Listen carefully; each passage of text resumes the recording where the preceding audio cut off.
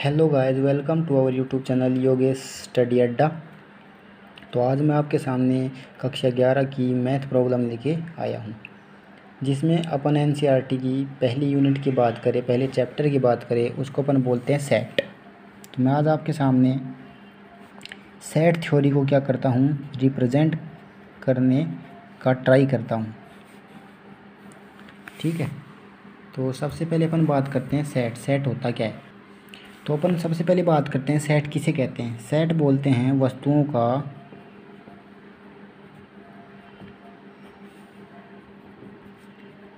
सुपरिभाषित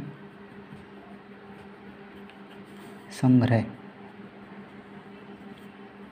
set कहलाता है। मतलब जिसमें सभी वस्तुओं का संग्रह हो जाता है ना, उसको क्या बोलते हैं अपन, सेट बोलते हैं।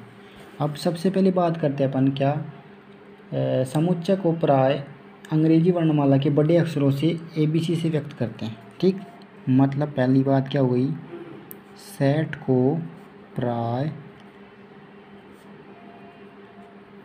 अंग्रेजी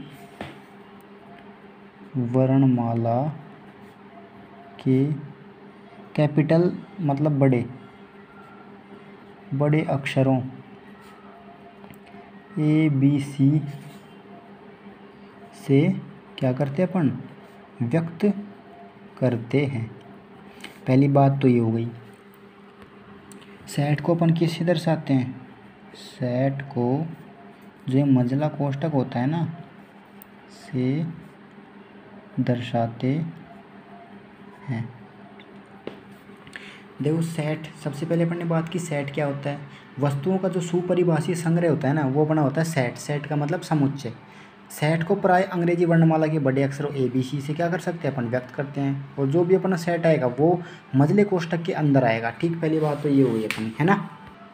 अब अपन बात करते हैं समुच्चयों का प्रदर्शन, मतलब कि समुच्चय को अपन कैसे कैसे व्यक्त कर सकते हैं। तो सबसे पहले दूसरी बात आती है अपनी क्या, समुच्चयों का प्रदर्शन। समुच्चयों का प्रदर्शन अपन दो रूप से व्यक्त करते हैं, लिख दो इसमें। समुच्चयों का प्रदर्शन दो प्रकार से होता है, दो प्रकार से होता है। और वो दो प्रकार कौन कौन से हैं, आइए चर्चा करते हैं। सबसे पहला तो क्या होता है अपना, रोस्टर रूप। क्या होता है, रोस्टर रूप, या फिर इसको अपन बोलते हैं टैब्यूलर फॉर्म। Tabular form. तो आइए समझते हैं कि ये रोस्टर रूप क्या होता है। अब तो मैं बात करता हूँ।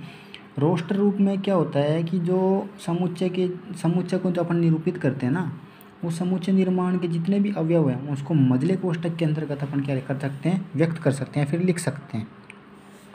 तो इसमें लिखते हैं, क्या लिखते हैं, इस विधि द्वारा समुच्चय को निरूपित करने के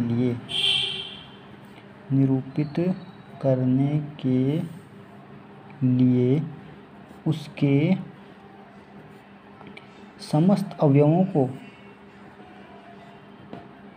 अवयवों को एक मझले कोष्ठक में लिख देते हैं, एक मझले कोष्ठक में लिख देते हैं। और जो इनके बीच में जो अलग अलग अवयव आते हैं ना, उनको अपन कोमा से अलग अलग कर देते हैं। जो अलग अलग अवयव आते हैं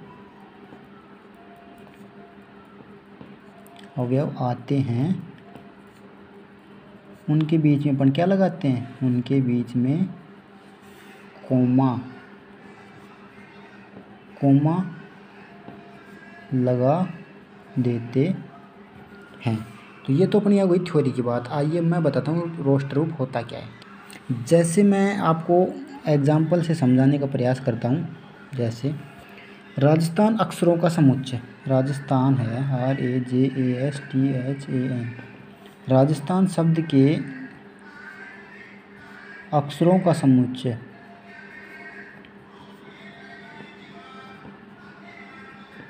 सॉरी यहाँ पे छोटा आर लिख दो। तो इसको अपन राजस्थान में कितने अवयव हैं, देखो 1 2 3 4 5 6 7 8 9, 9 अवयव हैं। तो 9 अवयवों को लिख दिया अपन ने क्या, R A J A S T H A N, Rajasthan. मतलब देखो अवयव जितने हैं राजस्थान के, अवयव में लिख दिया और उनको अलग अलग करने के लिए इनके बीच में क्या लगा दिया, कोष्टक, और बाहर क्या लगा दिया, मंझला कोष्टक। तो ये अपना हो गया रोस्ट्रूम। दूसरा एग्जाम्पल समझो, अंग्रेजी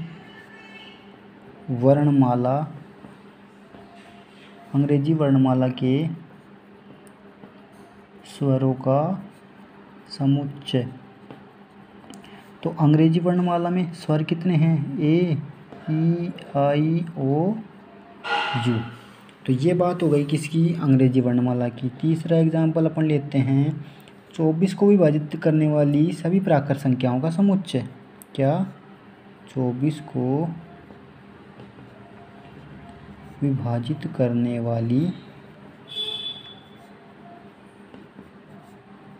सभी प्राकृत संख्याओं का समुच्चय। तो 24 को विभाजित करने वाली सभी प्राकृत संख्याएं कौन कौन सी होंगी।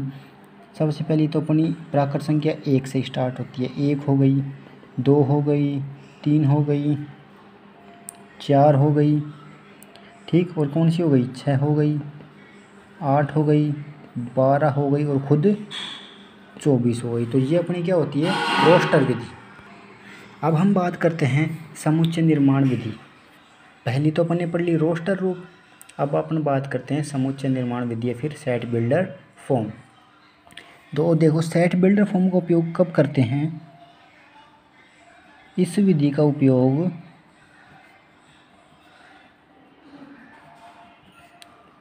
तब किया जाता है, इस विधि का उपयोग तब किया जाता है जब समुच्चय में अवयवों की संख्या बहुत ज़्यादा हो। समुच्चय में अवयवों की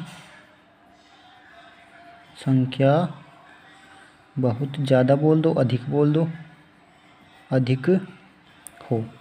मतलब कि जब समुच्चय में बहुत ज़्यादा अवयव आ जाते हैं ना, जैसे भारत के नागरिकों का समुच्चय, तो अपने पास भारत के नागरिक बहुत सारे हैं, तो इनको अपन किस में लिखेंगे, सेट बिल्डर फॉर्म में लिखेंगे। तो आइए समझते हैं कैसे लिखा जाता है।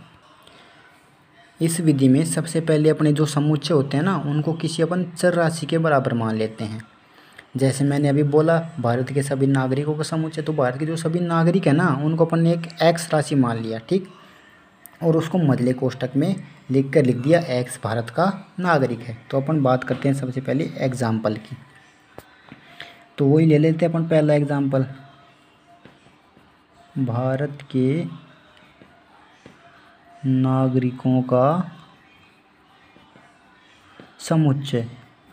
तो भारत के नागरिकों का समुच्चय मैंने क्या बोला, इसको सबसे पहले अपन क्या मान लेते हैं, एक चर मान लेते हैं, मझला कोष्टक बाहर लगाते हैं, जहाँ पर एक्स क्या है, एक्स एक है भारत के नागरिकों का, या फिर एक्स भारत के नागरिक हैं, ऐसा भी लिख सकते हैं अपन। अब दूसरा एग्जाम्पल लें, क्या लें दूसरा, समप्राकृत संख्याओं का समुच्चय। क्या लें, समप्राकृत संख्याओं का समुच्चय। तो समप्राकृत संख्याओं को अपन मान लेते हैं, कोई बी ऑब्जेक्ट है, किसी चर के बराबर मान लिया इसको, और ये क्या है, जेड एक पूर्णांक है, जहाँ पर जेड क्या है, एक सम संख्या है। अपने को पता है प्राकृत संख्या क्या होती है, कहाँ से स्टार्ट होती है, अपनी प्राकृत संख्या कहाँ से स्टार्ट होती है, 1 से स्टार्ट होती हैं, और जो पूर्ण संख्याएं होती हैं वो कहाँ से स्टार्ट होती हैं, वो 0 से स्टार्ट होती हैं। तो आई बात समुच्चय निर्माण विधि में। इस विधि का उपयोग तब करते हैं जब समुच्चय में अवयवों की संख्या बहुत ज़्यादा हो। सबसे पहले अपन क्या करते हैं, इसके अंतर्गत जो अपने समस्त अवयव होते हैं उनको किसी चर राशि के बराबर मान लेते हैं, फिर उसको मझले कोष्टक में लिख देते हैं। उसके बाद कोई प्रतीक चिन्ह आता है, जैसे ये डॉट वाला जो होता है ना, इसको अपन बोलते हैं प्रतीक चिन्ह। इसके साथ में अपन ये भी लगा सकते हैं, क्या, या तो ये लगा दें या फिर ऐसे लगा दें, दोनों एक ही बात होती है। प्रतीक चिन्ह लगा करके अवयवों को क्या क्या करा देते हैं अपन, संतुष्ट करा देते हैं। ठीक है, तो ये अपनी होती है क्या, समुच्चय निर्माण विधि। आई थिंक आपको कुछ समझ में आया होगा। तो ज़्यादा से ज़्यादा आप वीडियो शेयर करें, सब्सक्राइब करें, लाइक करें। तो आज के लिए इतना काफ़ी, अगली वीडियो में मिलते हैं।